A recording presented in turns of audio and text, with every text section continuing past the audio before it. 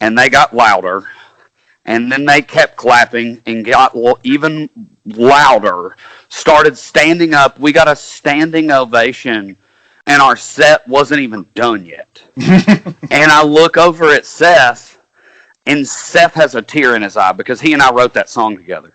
Yeah. And those are the type of moments that I think every musician lives for, when you can really share an almost tangible connection from the stage to the crowd.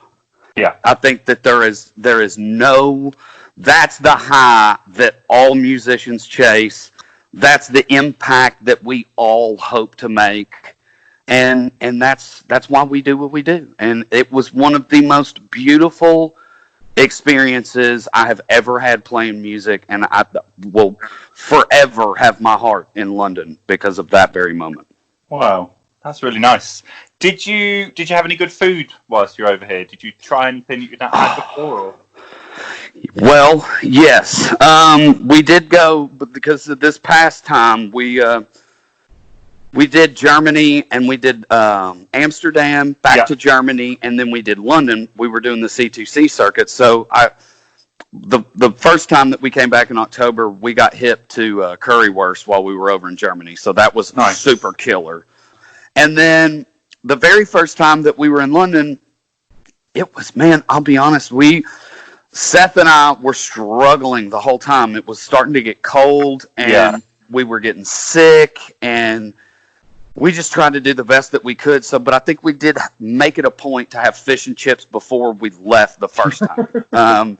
And so that was great. But then we came back this last time and went to Dishoom. That's top choice right there. That, for me, I will 100% every single time I come to London from now until I die be going to Dishoom. That was some prime time Indian food. So, that was cool, man. And it's just cool to see the differences in the culinary culture, because I'm a big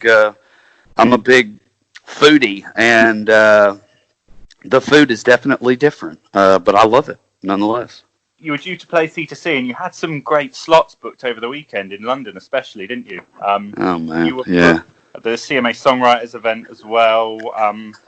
Were you absolutely gutted? Because obviously you were keen to build on the foundation that you started with in October. So how was that?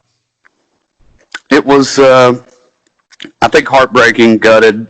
Every empty emotion that you can think of was what I felt initially. But it was such an odd moment, because there was such a sense of urgency for us to get out of London and get home.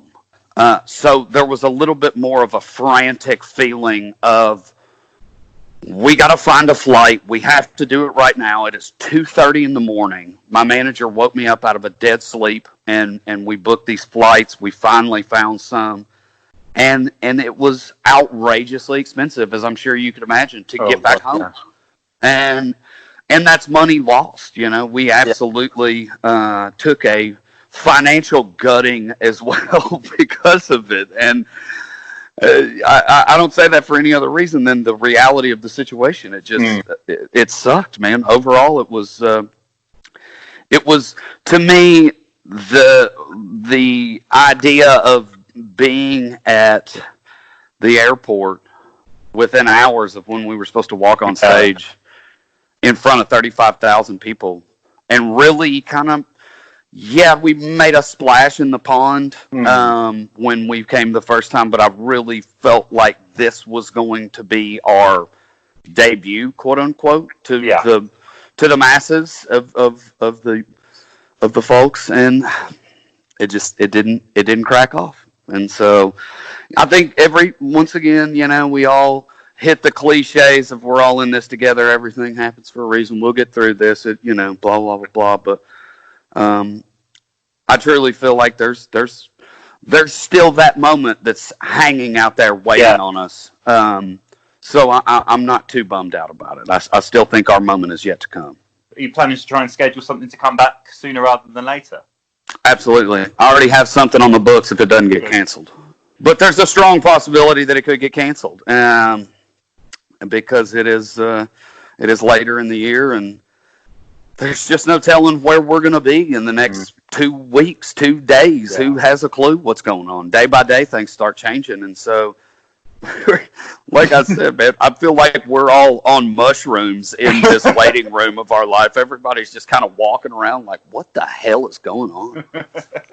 One thing I'm sure you'll find out, and if you see it from artists like Ashley McBride, if you come over, smash some shows, you can just come back all the time and you'll just sell them out, guaranteed. Right.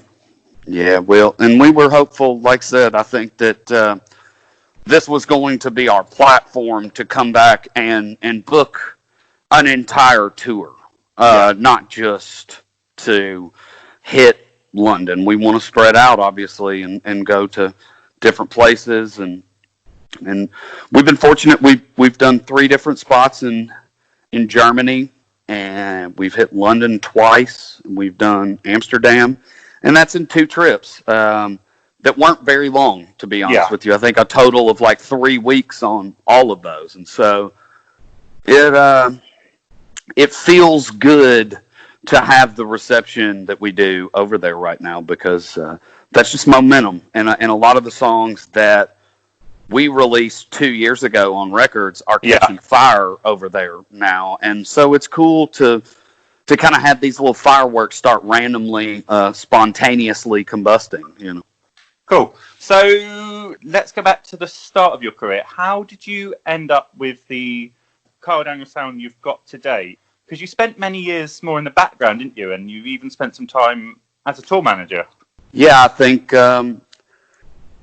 I think maturity as a whole. Obviously, my musical tastes have changed a little bit over the years. I feel like once I kind of got bit by the bug, it stuck around, and I had a sound that I was always drawn to. That when I would hear it, I would know it, and there would be different acts, and have been over the past couple of years, that have come out of nowhere that are in that world. You know, the Marcus Kings and the Lucas Nelsons and the, Chris Stapleton and Tyler Childers, those kind of sounds really, and now that I mention all of those, you listen to each and every one of those, the singers are killer soul singers, and that's where it all starts for me. I think the conviction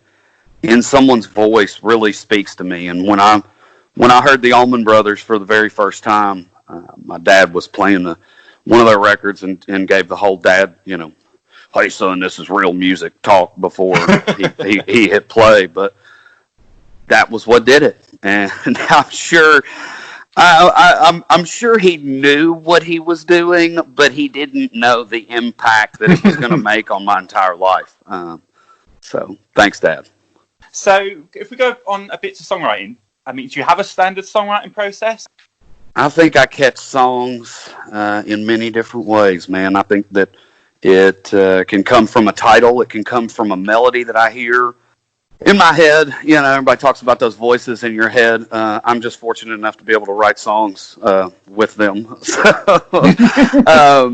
when I hear a melody in my head, I may hum something that's like, oh man, that's really cool. Like, what does this feel like? How does this lyrically kind of look?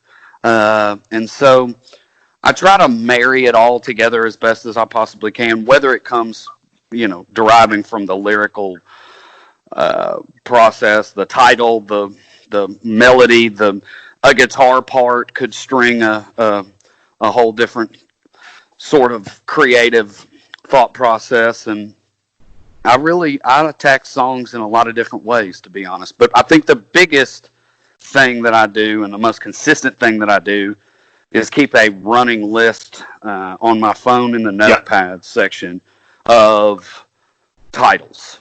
And I may put like an emotion in parentheses or a line if I hear something specific.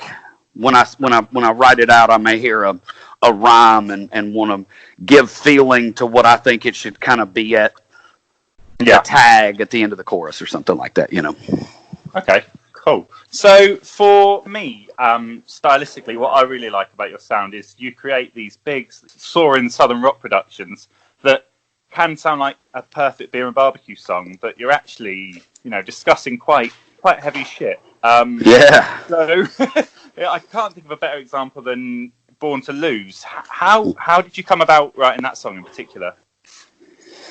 That song, I'll never forget this. So I had a friend who played in a group who's also been wildly successful in Europe and in the UK, named Mona. And they were a rock and roll band, toured with Kings of Leon and Morrissey, and they had that very alt rock sound thing going on. And I was home in Bowling Green, and I had put together a writing session the night before. I'd seen a buddy of mine. I said, hey, Jordan Young, who played guitar in Mona. I said, hey, man, do you want to get together and write a song tomorrow? He said, yeah, man. I'm free. Let's do it. And so I woke up, got in the shower right before I was headed over there, and I think I was even outside smoking a cigarette, and I had that melody that is in the chorus. And I started just humming this melody. And I had the idea of Born to Lose as a song about addiction because I grew up around a bunch of folks that struggled with addiction, and it kind of seen firsthand what it had done to their life and how it had affected them and their families and things of that nature. So I was like, I'm going to put myself in the driver's seat, and I'm going to take this song over there, and I'm going to give him the chorus melody, and we're just going to make it happen. And sure as shit, dude, 25 minutes later, we walked out of that writing room and had Born to Lose. It was just an instantaneous, it couldn't have happened any smoother. 25. And we both looked at each other and we were like, hey, well, it's a pretty good song, dude.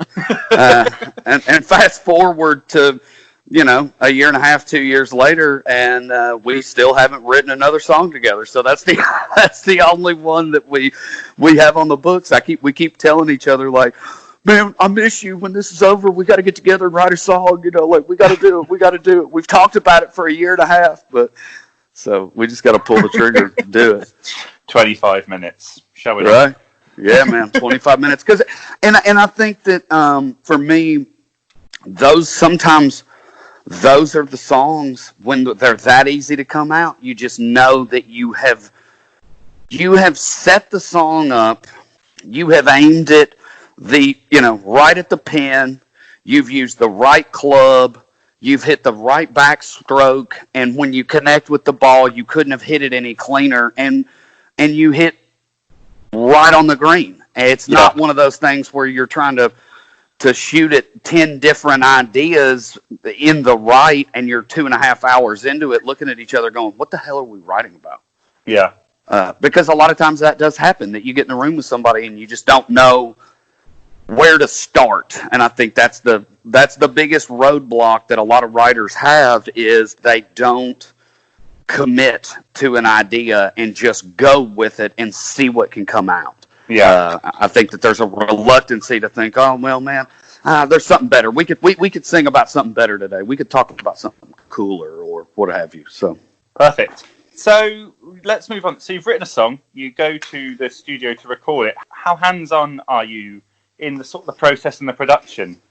Up until this point, very, and still even to this point, very. I produced the first 2 recordings that are out, and wrote or co-wrote every single song that's on those. And to me, I don't want to overproduce what we're doing or overthink what we're doing before we start to go in there and cut, because then that just gets everybody nervous and nobody's thinking on a very free-flowing palette to be artistic. I think that when you start putting parameters around things, that people start thinking too much and they start overthinking, and next thing you know that you're 18 takes into a song and you still don't have it. I think part of the beauty in what we have done on both of these records is that I don't believe any of those songs were cut more than 3 or 4 times at maximum, 4 being the absolute maximum. So it was usually